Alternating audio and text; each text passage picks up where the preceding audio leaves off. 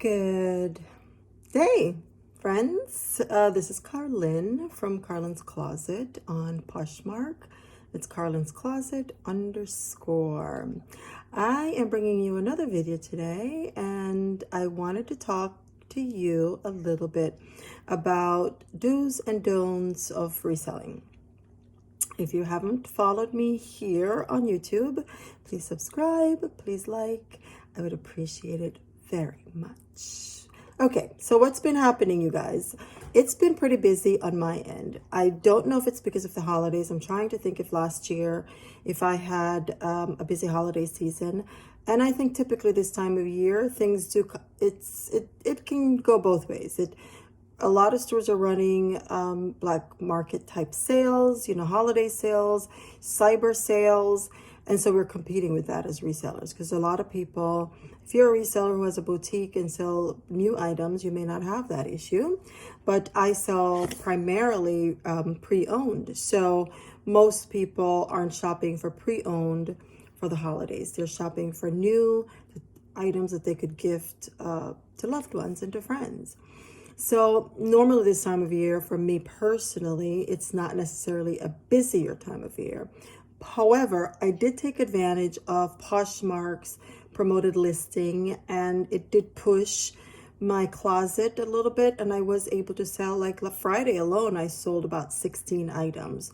So overall, it's been a good month for me as a reseller, and I'm very appreciative of that. Got a little lipstick here. Let me clean that up a little bit. Okay, so today I want to talk a little bit about, if you're new to reselling, just some of the do's and don'ts. And even if you've been reselling a while, it bears reminding us all as resellers some of the things that have really benefited me and some of the things to keep in mind as we navigate reselling, the reselling experience. So one of the things that I did was I established an LLC, and I did that because I was selling enough items where I wanted to establish the LLC where I could use it and be able to get some tax write-off if necessary, and sort of buffer my own liability issues with mileage and gas and things like that. And I also wanted the option where if I want, when I'm ready to expand, not only in reselling, but in other things. One of the things that I'm working on is a business where I help people in a case management capacity, where I help them find services for their loved ones who are either who are aging in place or want to transition to a long-term care environment, or even, any type of environment, assisted living, a nursing home, any type of long-term care, or even if they want to stay at home, there are a lot of services and resources to be able to continue living at home. The issue with that is you have to be able to afford it, because insurance and things like that won't cover loved ones living at home. So part of having an LLC is that I could establish not only reselling, but I could do a DBA, which is doing business as, and I have done that. I need to work on that. Work in progress, because I do work full-time as well. All right, so you can choose to do it at LLC. You don't have to do it in the beginning, but over time, if it's something that if reselling is a business that you want to continue to do, I would recommend and speak to your accountant. There are different tax licensing and established things that you could do. LLC, there's S Corp, there's all kinds of things. This is not my area of expertise. I did own a home healthcare business years ago. I owned it for about 13 years, and it was an LLC, and later on sort of converted it to an S Corp, and that was an interesting process. So I wish we had done that earlier. So it is not my area of expertise, but I do have experience with business and know that it's important to do as much as you can to protect yourself in terms of liabilities and tax write-offs and things like that. So that's, for me, that's a do. Another do is to get a business account and establish a business account so you could separate your personal finances from your business finances. That way you'll have a very clear picture on how your business is doing. So it helps you to, I would say, first start with, if you're new, put $500 in an account and use that to pay for your inventory. And that way you could go, okay, you don't want to spend all $500. You want to I'm going to start with $100 of inventory, and track your miles, track how much money you're spending for gas. I think in the tax world, you can't write off gas and miles. You can do either or, but it's important to track both so you get an idea of which is going to be more beneficial for you. And track your miles, keep your receipts and track how much you're spending, and also make sure that you're not overpricing or underpricing your items, because you want to keep in mind how much you're putting out versus how much you're bringing in, because the idea is you want to grow and not be stagnant financially. Some of us are stagnant emotionally, but that's a conversation for a different day. And then you, again, treat your business like a business, which means that not only do you treat it like a business on the financial end, but you want to treat it like a business on the personality, the customer service end.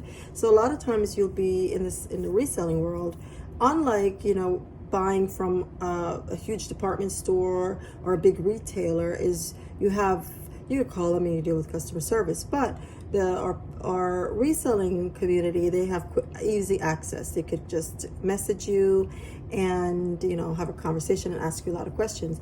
Now, what we have learned over the years, as a lot of resellers have learned, is a lot of it is just people who want to ask you a lot of questions, and then you respond and they don't respond back, and they want you to measure the items, and then you measure it, and then they just ghost you, and that can be very annoying. So what I would recommend is, in the beginning, as you're listing your items, provide as much information as possible.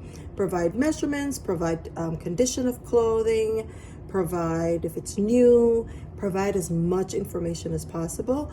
That way they're not coming back to you asking you for information that's already provided in the listing. And if they do ghost you, don't worry about it. Don't take it personally, okay? There's nothing personal about this, okay? We don't know what's going on their end. Maybe they just moved on and they don't think to come back and tell you that, it's too small or it's too big, or sorry, I'm allergic to wool, that kind of thing. So don't take it personally. There are a lot of people who post things online and they're like cussing the customer out and things like that. That is not a good look. Okay, so try not to do that, even though internally you cuss the customer out sometimes because you're just so annoyed. But don't do it publicly, because that could be an absolute X against your business. So just be very careful of that. Remember, you are your representative. You represent your business on all areas, on all fronts, in all arenas, and therefore the face you want to put forth is one that's of positivity and kindness, and that way you draw more people to your business. Okay, be kind. Yes, I already covered that part. Be kind to your customer. I have gotten sales where initially I'm like, oh my goodness, another question, and I know they're not going to buy it, and in the end they end up buying it, because some people are very OCD and are very particular about spending money, okay? And you have to respect that. And so they may ask you 1,000 things, because they may not be quick decision makers. It may take them feeling comfortable to buy the item. Make them feel comfortable. Do your due diligence too. If you're out there shopping, it's okay to do that too, okay? So let's not penalize a customer for wanting to be a customer. How about that?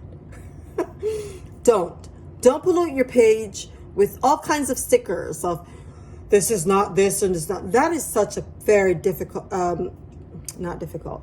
That's not a good look. It's like those cars that drive down the street with 1,000 stickers on, the back. It's trashy, don't you think? I mean, okay, I hate to sound judgmental here, folks, but it's not a good look, okay? Have your business look good. You wouldn't walk into a place of business where, well, you probably would, but if it's like a whole lot of negative stuff, you probably would be turned off, right? We get attracted to sale stickers, like clearance and stuff like that. I'd say it's okay to probably put up a couple of those, but not too much, where the person has to be reading through all of that before they see your stuff.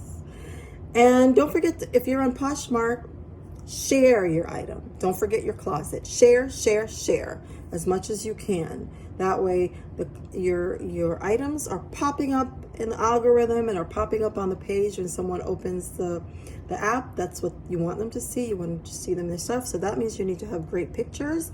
Your pictures need to be clear and visible and not, oh my God, a pet peeve of mine is on the floor. I won't buy it if I see a picture, I don't care how beautiful it is. If it's on your floor, I'm not buying it.